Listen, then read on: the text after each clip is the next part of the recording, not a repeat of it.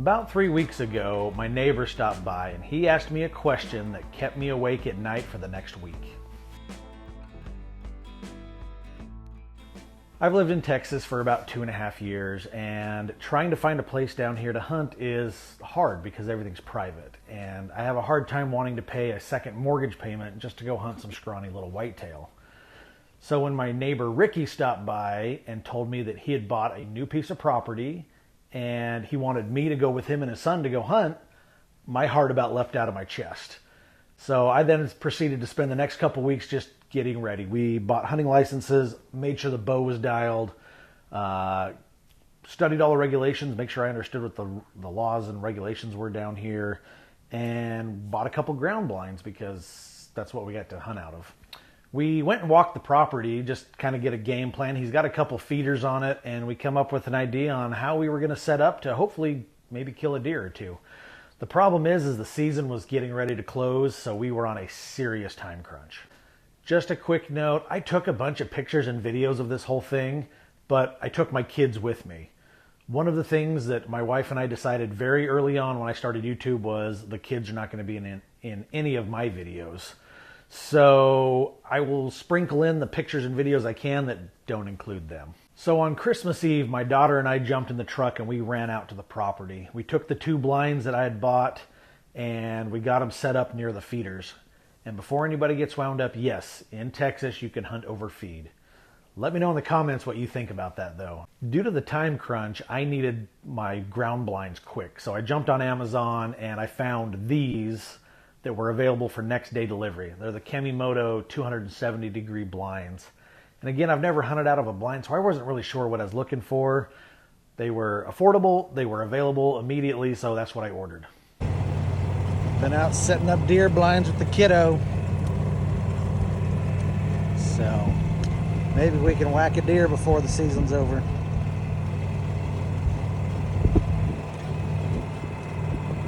Anyways, we got the blinds set up. The idea was that we would try to get out there on the days that the temperatures were cooler. The wind was blowing from the north. So we set the blinds up kind of on the south side of the feeders. And we pulled out of there. And we weren't really sure when we were going to get back. Between Christmas Day, family get-togethers, we got a new puppy. So she's added a big chaos to our family. We ended up getting sick in our house. So we were down for a few days. It was not looking like we were going to get much hunting in. But New Year's Eve, my daughter and I jumped in the truck and we ran back out there with the hope that maybe we'd get to see a deer. Of the 2 blinds we'd set up, the one that was near the black feeder was the one I wanted to go sit at. That was the one that I'd convinced myself I was going to have the most success at. But as we were headed out there, Ricky sent me some cell cam pictures, which he'd been doing all week prior to this, which that just kept me awake at night watching and looking at those things.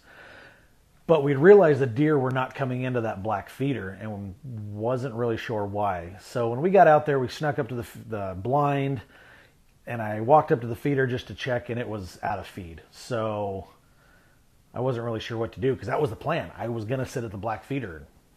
And so I left it up to my daughter. I said, what do you want to do? Should we stay here or should we go to the other one? And without hesitation, she was like, we're going to the other one. So we backed out of there, walked up around, snuck into the other one. Once we were settled in, conditions were perfect. The temperature dropped about 20 degrees from the previous day. The wind was blowing from the north. There was just enough breeze to create a little bit of rustle in the leaves to help kind of cover the noise of a restless 11-year-old. In a veteran deer hunting move, she then proceeded to eat all her snacks in the first 20 minutes that we were in the blind. And then proceeded to pester me until I shared mine with her. But as we sat there, we'd been there a little over an hour when over in the distance I saw ears flicker in the brush.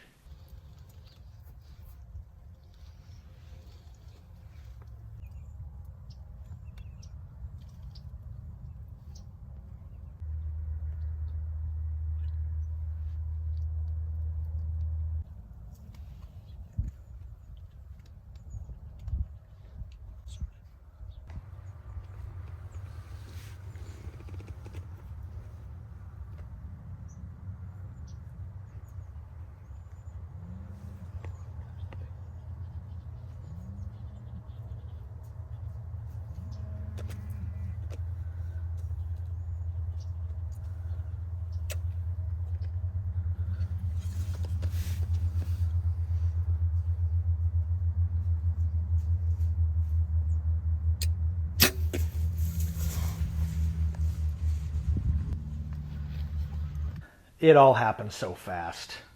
My heart was racing. My daughter's eyes were as big as pie plates watching the deer. And as I let that shot loose, that deer moved so fast, I honestly thought I missed. But my daughter was very adamant that, no, Dad, I saw blood, I saw blood. So after we let the heart rate come down a little bit, we grabbed the phone that we videoed the shot with.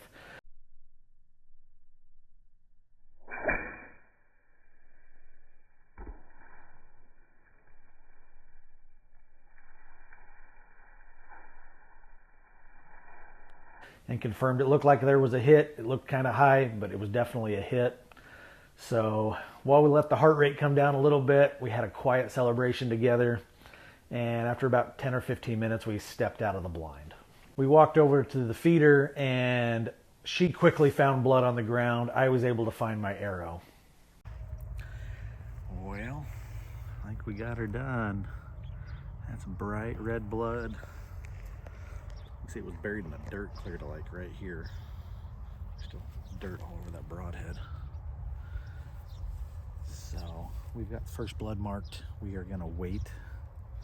Actually, we're probably gonna go back to the truck and go get gathered up, and then we'll come back up here in about half an hour and see what we can find. After watching the video, my concern turned from shooting the deer to we gotta find her. The brush out there is really thick, and a lot of it is thorn bushes. So we went back to the truck, grabbed the gear, come back up, and started following the blood trail. And we didn't have to go very far. And all my daughter had to say was, Dad, she's right there. Here's some in the blood. There's a dead possum. Sure why. What did we find? We found the deer in the distance. Right there. Well, I think we got her. I've been waiting 2.5 years to get a chance to hunt in Texas, and got it done today. So, Mission MXR, shooting my gold tip hunters. Those are 550 grains. I was aiming low, but still hit her higher than I thought. So it still hit up here about mid-body. So, quick track job. She went 80 yards, maybe, if that. So I didn't even see her first. My daughter did. So, yeah.